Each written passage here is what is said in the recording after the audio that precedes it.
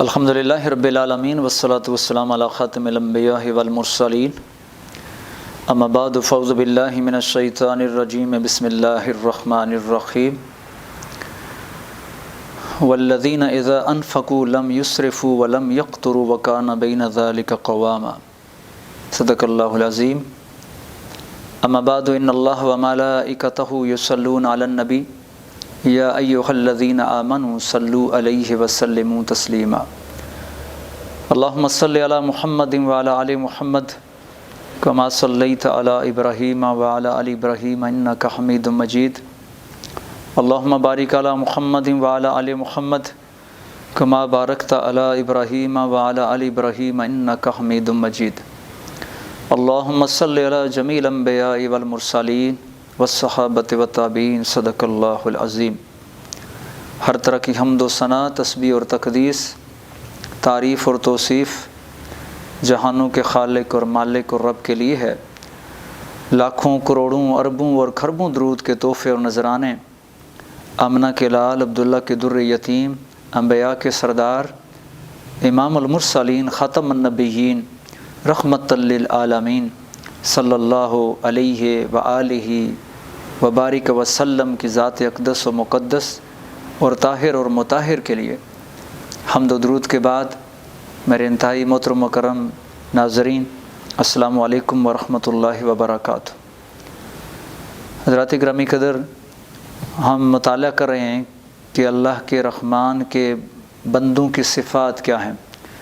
سورہ فرقان کے آخر میں اللہ کریم نے اپنے محبوب بندوں کی کچھ صفات کا ذکر کیا ہے۔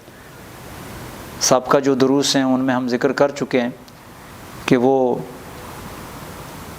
عاجزی سے زمین پر چلتے ہیں اور انکساری اختیار کرتے ہیں، دن اور میں لوگوں کے ساتھ جو ان کے معاملات ہوتے ہیں، کوئی جاہل الجھ پڑتا ہے تو سلام کر کے گزر جاتے ہیں، راتیں اپنے رب کے سامنے رکوع اور سجود اور عبادت میں گزارتے ہیں، اور خوف زدہ ہیں، پھر بھی ڈرتے ہیں کہ کہیں ہمارا کوئی عمل اللہ رد نہ کر دیں اور ہم کہیں جہنم کا بالن نہ بن جائیں، اس لیے اپنے رب سے دعائیں کرتے ہیں کہ اللہ ہمیں جہنم کے عذاب سے بچانا۔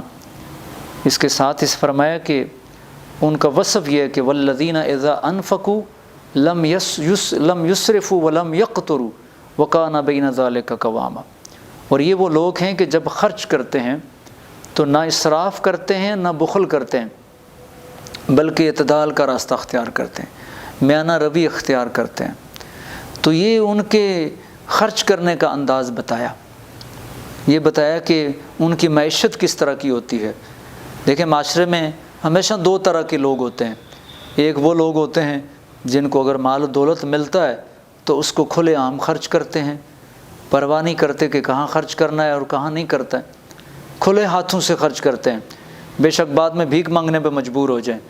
بس عیاشی کرنی ہے، ناک اونچی کرنی ہے، اپنی شہرت بنانی ہے، بیٹے کی شادی ہے جی، خوشی نہیں کرنی ہے جی، بھر کے خرچ کرتے ہیں، ڈھول ڈھمکوں پر، پٹاخوں پر، بارود پر اور مختلف طرح کی چیزوں پر خرچ کرتے ہیں۔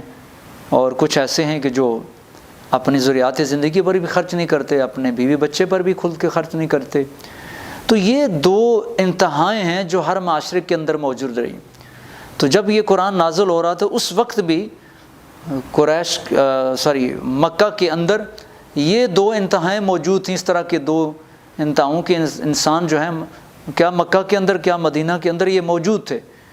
تو ان دو انتہاؤں کے درمیان جو اعتدال کی زندگی بسر کرنے والے لوگ تھے وہ صاحب ایمان تھے، جو وہ اللہ کے بندے تھے کہ جہاں خرچ کرنا تھا وہاں خرچ کرتے تھے اور جہاں خرچ نہیں کرنا وہاں خرچ نہیں کرتے تھے۔ تو ان دو انتہاؤں کے درمیان نہ تو وہ فضول خرچی کرتے ہیں، اس لیے وہ سمجھتے ہیں کہ یہ اللہ کا، یہ جو مال ہے یہ اللہ کا دیا ہوا ہے، یہ اللہ کی دی امانت ہے، لہٰذا اللہ کی دی امانت کو بے جا خرچ نہیں کر سکتے۔ تو اسراف، فضول خرچی یہ تین طرح کی ہو سکتی ہے۔ ایک فضول خرچی یہ ہے حرام کاموں پر خرچ کرنا، ناجائز کاموں پر خرچ کرنا، اللہ کی نافرمانی کے کاموں پر خرچ کرنا۔ تو اس کے لیے قرآن نے تبذیر کا لفظ استعمال کیا ہے، اور علماء کہتے ہیں، علماء کرام فرماتے ہیں کہ ناجائز کام پر ایک پیسہ بھی خرچ کرنا جو ہے نا وہ فضول خرچی ہے، وہ تبذیر ہے، اور اللہ نے منع فرمایا کہ اللہ کے نافرمانی کے کاموں پر خرچ نہیں کرنا۔ فرمایا کہ ولا تبذر تبذیرا ان المبذرین کانوا اخوان الشیاطین، کہ دیکھو تبذیر بالکل نہیں کرنا، ناجائز کاموں میں خرچ بالکل نہیں کرنا، اور جو ناجائز کاموں میں خرچ کرنے والے لوگ ہیں بے شک وہ تو شیطان کے بھائی ہیں۔ تو دیکھیں ان کو اللہ نے شیطان کا بھائی قرار دیا۔ لوگ سمجھتے ہیں، میں اور آپ یہ سمجھتے ہیں میرا مال و دولت ہے، میرا پیسہ ہے، میں نے کمایا ہوا ہے، میرے باپ کی جاگیر اور جائیداد ہے، میں جیسے چاہوں گا میں خرچ کروں گا۔ دیکھیں میں اور آپ پابند ہیں اللہ کے حکم کے، ہم وہاں خرچ نہیں کر سکتے جہاں اللہ رسول نے منع فرمایا، اس پہ نہیں خرچ کرتے جہاں اللہ اس کے رسول نے روکا ہے۔ تو مومن کی شان یہ ہے کہ وہ کبھی اس جگہ پہ خرچ نہیں کر سکتا جو اللہ اور رسول کی ناپسندیدہ جگہ ہے۔ تو سب سے پہلے فضول خرچی یہ ہے کہ کسی ناجائز کام میں خرچ کرنا۔ دوسری فضول خرچی کی صورت یہ ہے کہ کام تو جائز ہیں، کھانا پینا یہ ساری چیزیں جائز ہیں، لباس پہننا بھی جائز ہے، گھر بنانا بھی جائز ہے، اسی طرح ضروریات زندگی پوری کرنا بھی جائز ہے، لیکن ان میں حد سے زیادہ خرچ کرنا۔ ایک تو یہ ہے کہ مال و دولت اگر زیادہ آیا تو بندہ حد سے زیادہ خرچ کرنے لگ جائے، یا کم بھی ہے لیکن اپنی گنجائش سے بہت زیادہ خرچ کرے۔ تو اللہ کریم نے سورہ بنی اسرائیل میں پیغام دیتے ہوئے فرمایا کہ نہیں، دیکھو ان دو انتوں سے ولا تجعل یدک مغلولۃ الی عنقک ولا تبسطها کل البسط، دیکھو نہ تو اپنے ہاتھوں کو گریبان کے ساتھ باندھ لینا ہے، گلے کے ساتھ باندھ لینا ہے۔ اس سے یہ کنجوسی کی مثال دی جاتی ہے کہ فلاں نے اپنے ہاتھ جو ہے نا وہ گلے کے ساتھ باندھے ہوئے ہیں۔ فرمایا نہ تو اپنے ہاتھوں کو اپنے گریبانوں سے باندھ لو اور نہ ان کو بالکل کھلا چھوڑ دو کہ بعد میں ملامت زدہ ہو کر اور تھکے آرے ہو کر بیٹھ جاؤ۔ اگر مثلا چند پیسے آئے اور وہ اسی طرح اڑا دیے تو کیا ہے کہ بعد میں انسان دوسروں کے سامنے مانگنے پر مجبور ہو جائے، ہاتھ پھیلانے پر مجبور ہو جائے۔ تو دوسری صورت فضول خرچی کی ہے کہ کام تو جائز ہیں لیکن انسان ان پر حد سے گزرتا ہے۔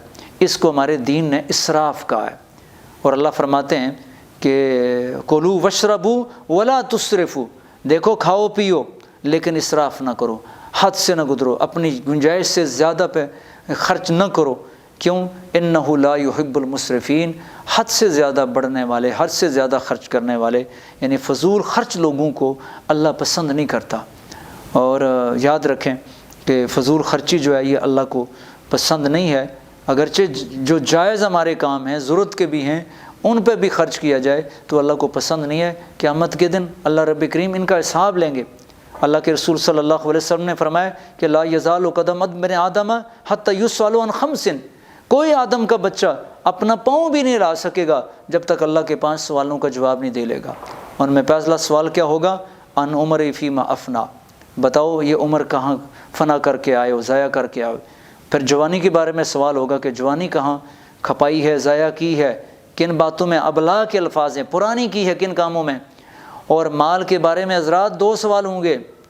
پہلا سوال یہ ہوگا کہ کہاں سے کمایا ہے، جائز راستوں سے کمایا ہے، ناجائز راستوں سے کمایا ہے، حلال کا مال ہے یا حرام کا مال ہے۔ اور پھر دوسرا سوال یہ بھی ہوگا کہ خرچ کہاں کیا ہے۔ تو اس لیے ہمیں احتیاط کرنی چاہیے، دیکھنا چاہیے۔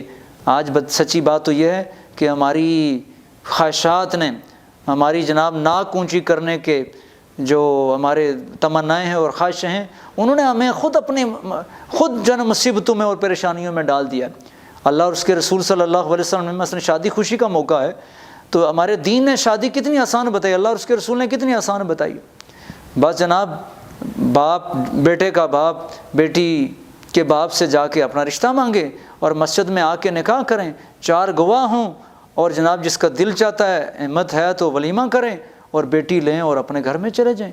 کتنی آسان شادی ہے، لیکن آج ہم نے کتنی بنا دی ہے صرف اپنی بڑائی شو کرنے کے لیے، اپنے جناب ناک اونچی کرنے کے لیے اور لوگوں کو بتانے کے لیے کہ جناب میرے پاس اتنا ہے۔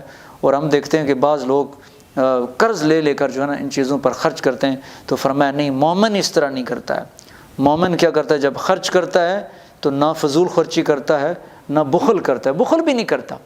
بخل کیا ہے؟ بخل 2 طرح کا ہو سکتا ہے۔ ایک تو یہ ہے کہ اپنی ذات پہ خرچ نہیں کرتا، اپنے بچوں پہ خرچ نہیں کرتا، تو یہ بھی ایک ناپسندیدہ عمل ہے۔ ایک صاحب اللہ کے رسول علیہ الصلوۃ والسلام کے پاس حاضر ہوئے، عجیب سے پرانے پھٹے کپڑے پہنے ہوئے تھے اور عجیب سی حالت بنائی ہوئی تھی۔ اللہ کے رسول علیہ الصلوۃ والسلام نے پوچھا بھائی کیا حال ہے؟ فرمایا یا رسول اللہ اچھا ہوں، بہترین ہوں۔ فرمایا کو مال و دولت ہے؟ کس طرح کا مال و دولت ہے؟ گن گن کے بتانے لگے، گھوڑے بھی ہیں، اونٹ بھی ہیں، بکریاں بھی ہیں، گائیں بھی ہیں، اتنا مال ہے، اتنا مال ہے۔ تو اللہ کے رسول علیہ الصلوۃ والسلام نے فرمایا بھائی اگر اللہ نے مال دیا ہے تو اس کا اثر بھی تمہارے جسم پر نظر آنا چاہیے۔ مطلب ہے کہ اللہ نے اگر دیا ہے تو اچھا کھانا، اچھا پہننا، اچھا لگانا، اپنے بچوں کی ضرورتیں پوری کرنا، خود اپنی ذات پر بھی خرچ کرنا اور اپنی اولاد کی ضروریات پر بھی خرچ کرنا۔ اللہ کے رسول صلی اللہ علیہ وسلم نے فرمایا بھائی مال تمہارے دو ہی مال ہیں، ایک وہ ہے جو تم نے کھایا اور پہنا اور ختم کر دیا، اور ایک وہ ہے جو اصل میں تمہارا مال ہے، وہ ہے جو تم نے اللہ کے راستے میں خرچ کر دیا۔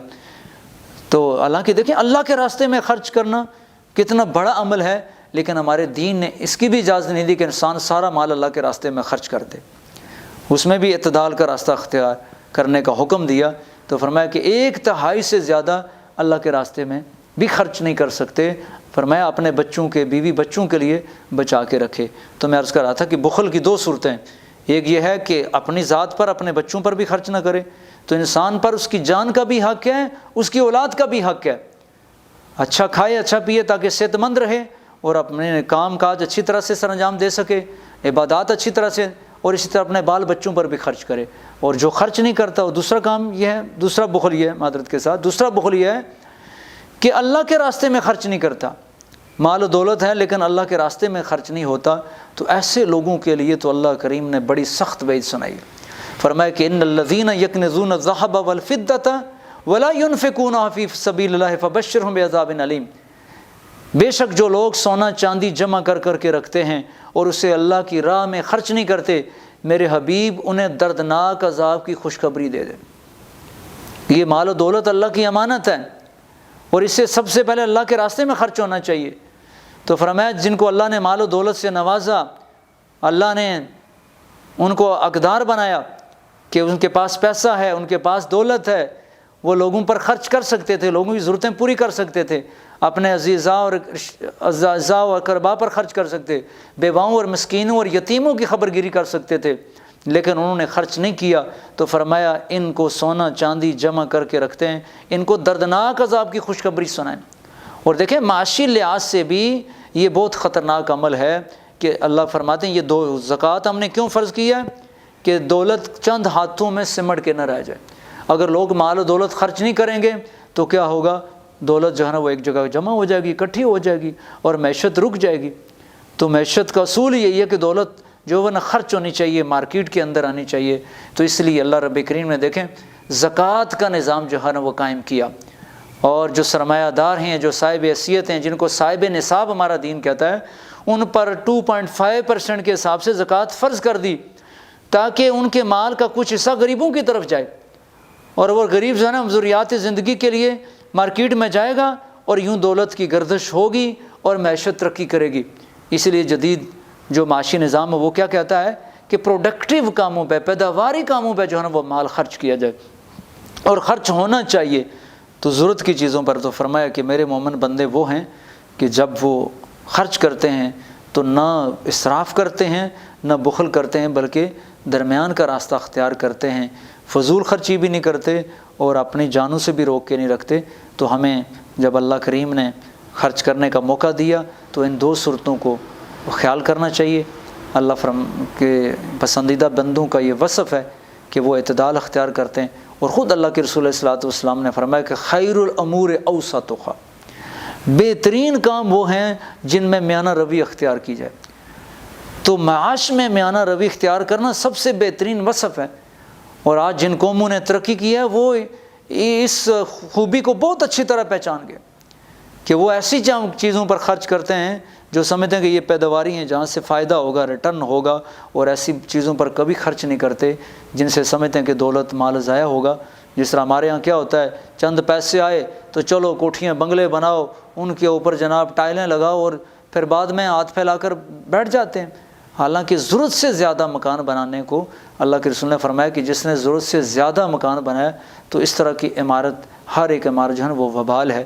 تو اللہ کریم ہمیں اعتدال کے ساتھ اپنے راستے میں اور اپنی ضرورتوں پر خرچ کرنے کی توفیق عطا فرمائے۔ میں ان الفاظ پہ اکتفا کرتا ہوں۔ وآخر دعوانا ان الحمد للہ رب العالمین۔